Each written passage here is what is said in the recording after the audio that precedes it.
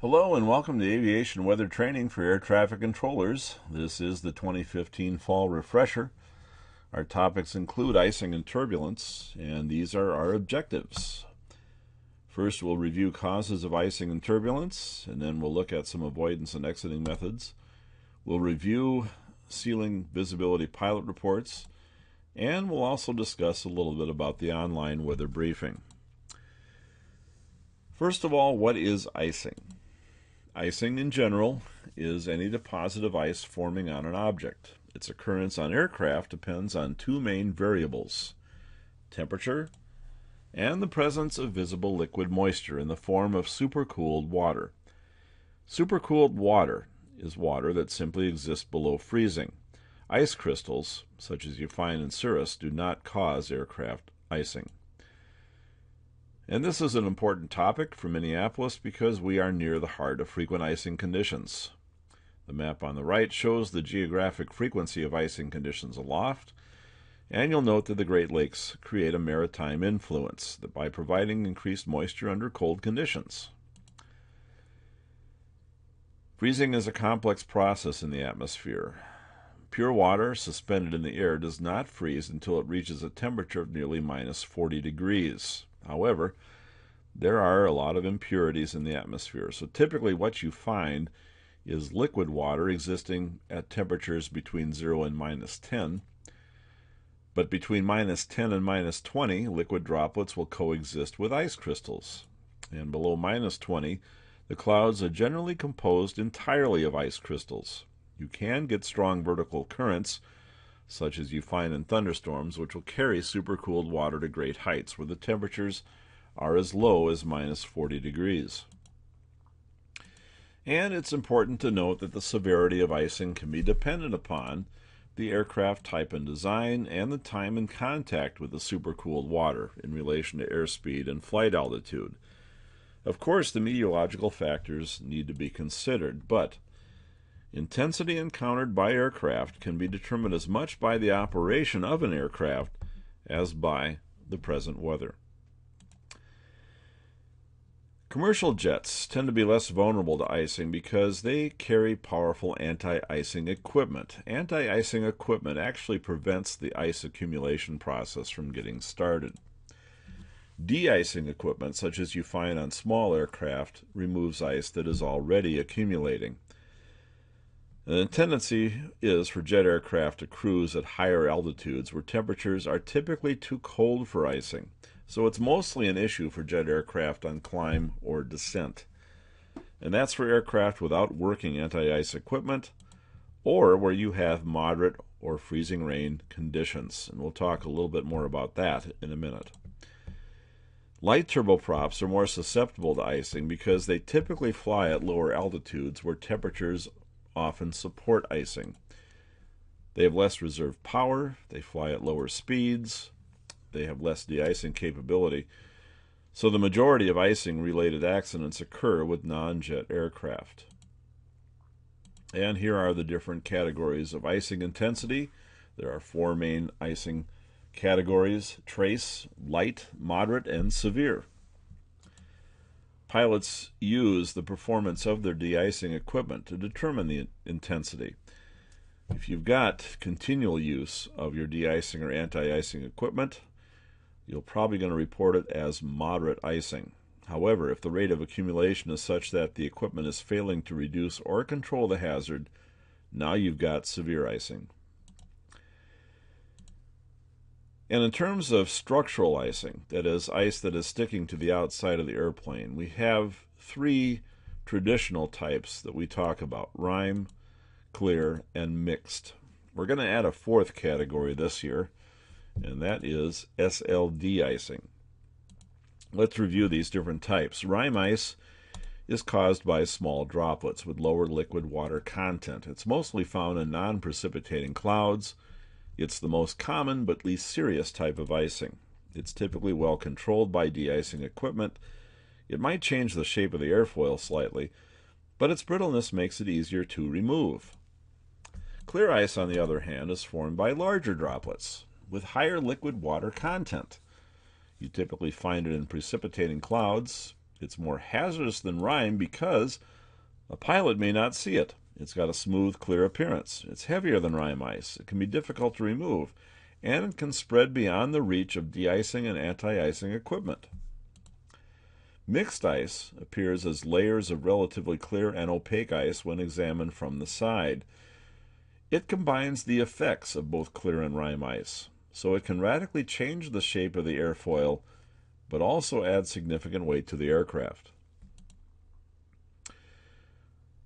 So our fourth type that we're introducing, SLD icing, refers to supercooled large droplets. It's related to clear icing, but it's associated with specifically freezing rain and drizzle conditions.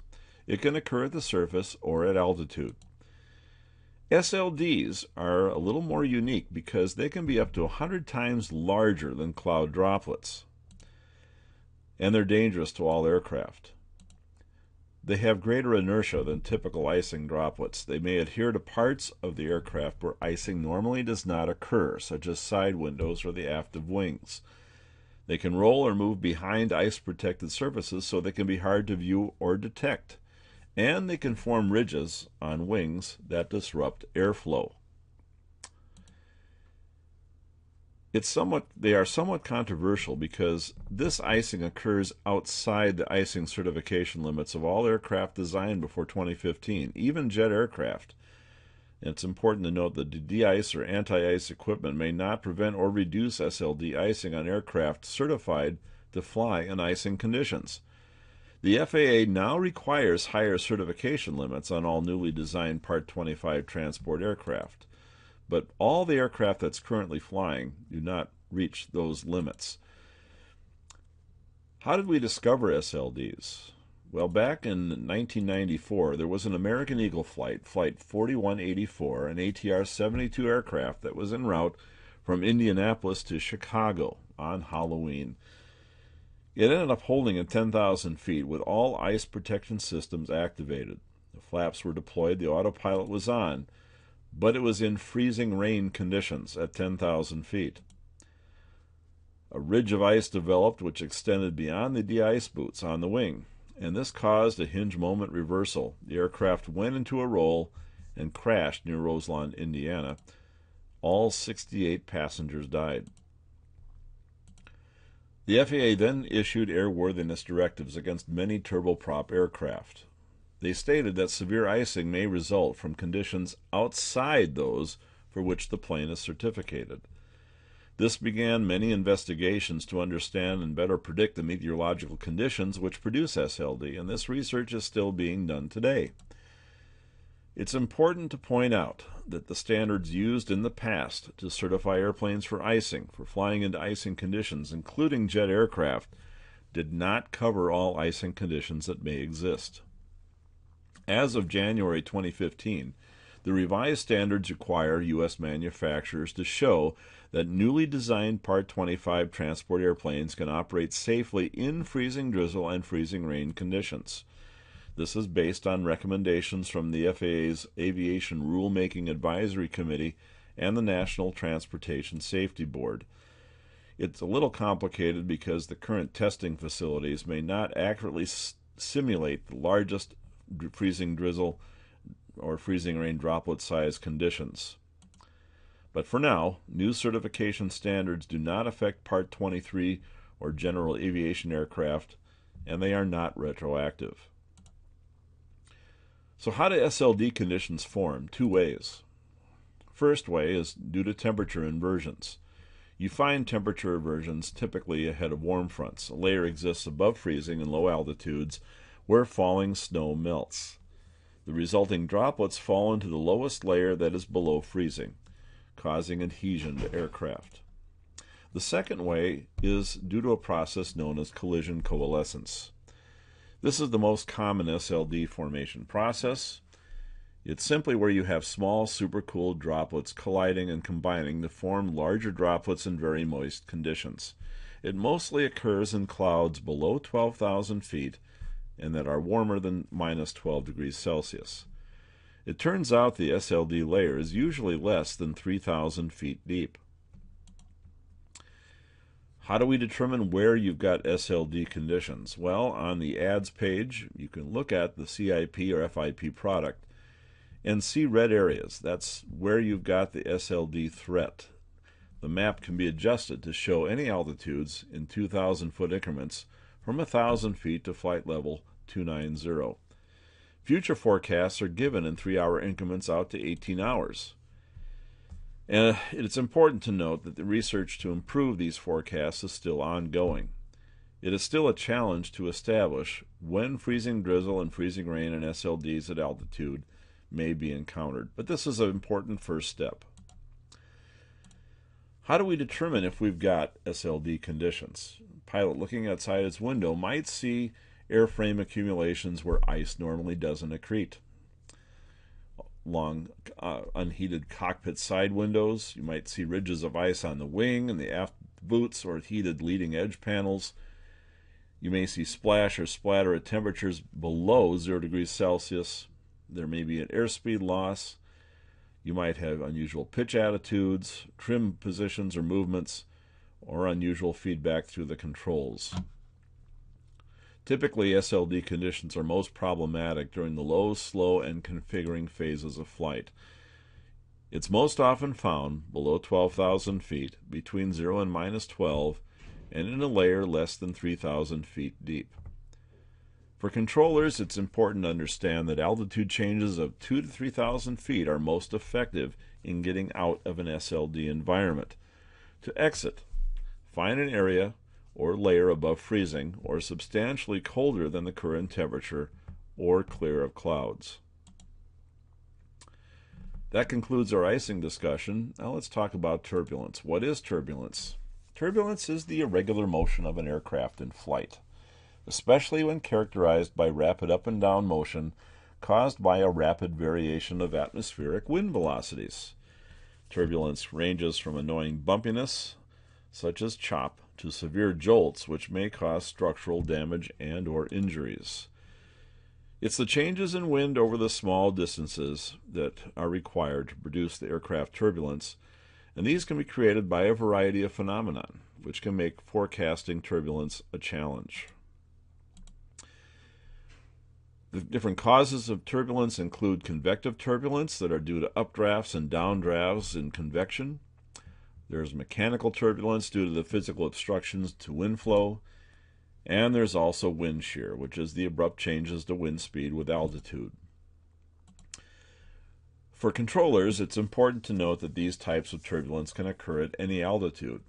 You can get convective currents inside, above, below, and downwind of thunderstorms. You can get the obstructions to wind flow due to mountain wave activity, or having mountain wave activity result, or you can get flight level jet streams with strong shears. Non-convective turbulence is known as clear air turbulence, or CAT. In winter, significant en route flight level turbulence, or CAT, is mostly related to those wind shears aloft or mountain wave activity. So what are mountain waves? Mountain wave is an atmospheric wave disturbance formed when stable airflow passes over a mountain or mountain barrier. These waves develop above and downwind of mountains. The waves remain stationary while the wind blows through them. Significant effects on aviation are felt generally within 200 nautical miles downwind of the mountain range, and they can frequently produce severe to extreme turbulence. If you get a PIREP like this, for example, over Fort Dodge, that's reporting moderate mountain wave, is that a mountain wave? Well, actually not. Wave motion can be reported in non-mountainous regions. Some pilots will report something like this as such, but you can get transient waves that occur in the atmosphere that are unrelated to terrain and that produce a similar aircraft response. These waves are brief and short-lived, but actual mountain waves can be generated for hours. If you see a report like this, it should be reported as simply wave, not mountain wave.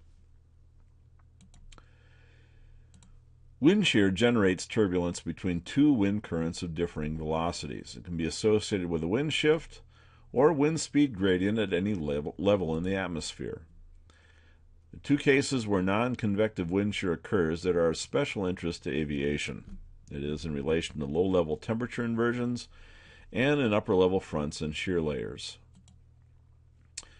An inversion is a layer in which the temperature increases with altitude. It occurs within the lowest few thousand feet above ground due to nighttime radiational cooling along frontal zones or within cold air trapped in a valley. The strong wind shears may occur across the temperature inversion layers, which can generate turbulence. In the jet stream, the location and intensity of turbulence is directly related to vertical wind shear. This intensity is maximized during the winter when jet streams are strongest.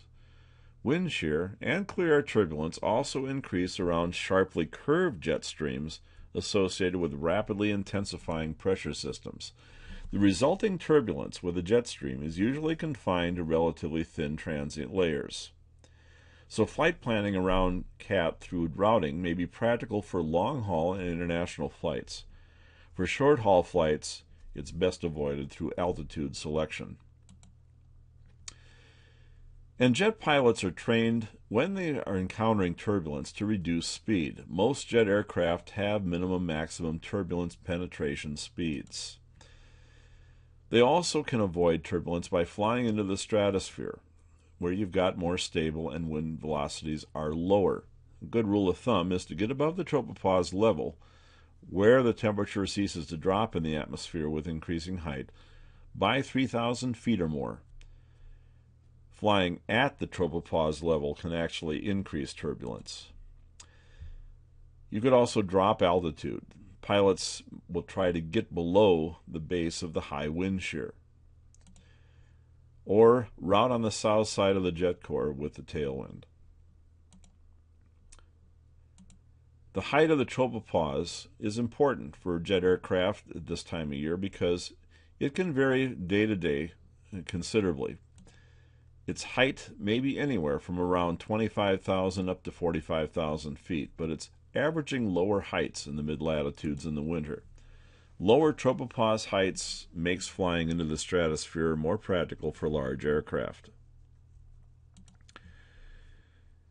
And they're also worth looking at how turbulence can look to pilots. And normally, when you have these types of conditions where the wind shear exists, it causes sort of a paddle wheel effect if you look at it vertically. So you get wind clouds due to the winds that look like rolling waves or rolling patterns. It can be either waves similar to waves on the ocean or even straight line type clouds that follow a parallel pattern looking downwind. On the satellite picture, these show up as transverse bands that are perpendicular to the wind flow. You can see on this particular satellite picture that we have mountain wave activity over Colorado and New Mexico, and this is indicative of a turbulent condition. And with a developing cyclone, this is what we have at the edge of the jet stream. Again, transverse banding.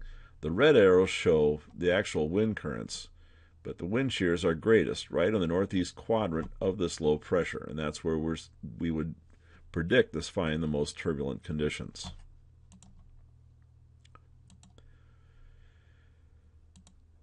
Turbulence severity can vary with aircraft, however. It's with size, larger is less bumpy. With airspeed, slower is less bumpy. With altitude and wing loading, those two things can also affect an aircraft reaction to turbulence. So you can get a range of intensities reported at the same area at the same time. It's not uncommon. And finally, horizontal shears are important to look at because they are a strong indicator of vertical shears and turbulence. If you look at your wind readout, you can tell where you potentially have strong vertical wind shears simply by looking at how winds changes at one level through into and out of a jet stream. Here are the different turbulence intensity classifications from light through extreme. And moderate turbulence usually refers to variations in indicated airspeed. Severe is where the aircraft may be momentarily out of control. Extreme is where the aircraft is practically impossible to control. Chop is a category of turbulence which causes rapid and somewhat rhythmic bumpiness without appreciable changes in altitude or attitude. It's usually reported as either light or moderate chop.